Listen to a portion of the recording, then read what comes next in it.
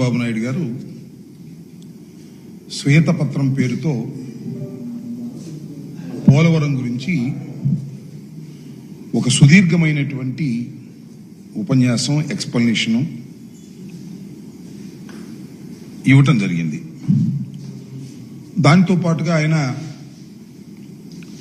జగన్మోహన్ రెడ్డి గారిని వ్యక్తిగతంగా హననం చేయాలనేటువంటి పరుష పదజాలాలు చాలా విరివిగా వాడేటటువంటి ప్రయత్నం చేశారు.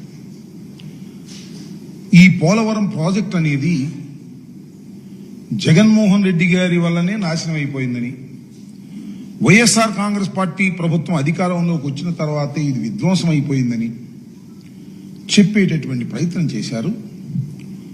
దానికి సమాధానం చెప్పవలసినటువంటి బాధ్యత వైఎస్ఆర్ కాంగ్రెస్ పార్టీ తరపున, ముఖ్యంగా 2 సంవత్సరాల పైచిలకు ఇరిగేషన్ మంత్రిగా చేసిన నా పైన, పార్టీ పైన ఉన్నదని భావిస్తూ దానికి కొన్ని సమాధానాలు చెప్పేటటువంటి ప్రయత్నం నేను చేయదలుచుకున్నా.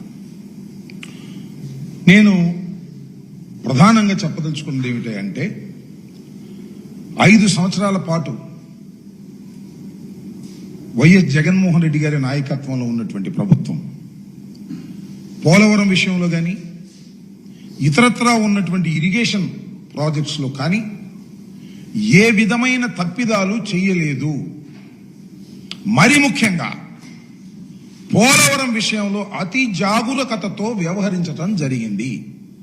ఎక్కడ కూడా చిన్న తప్పిదం కూడా జరగకోకుండా శాస్త్రీయంగా ప్రోటోకాల్ ప్రకారం ఆ ప్రాజెక్టు నిర్మాణాన్ని కరోనా ఉన్నప్పటికీ కూడా అత్యంత వేగవంతంగా చేసేటటువంటి ప్రయత్నం జగన్మోహన్ రెడ్డి గారి ప్రభుత్వం చేసిందని ఈ సందర్భంగా నేను చెప్పదలుచుకున్నా.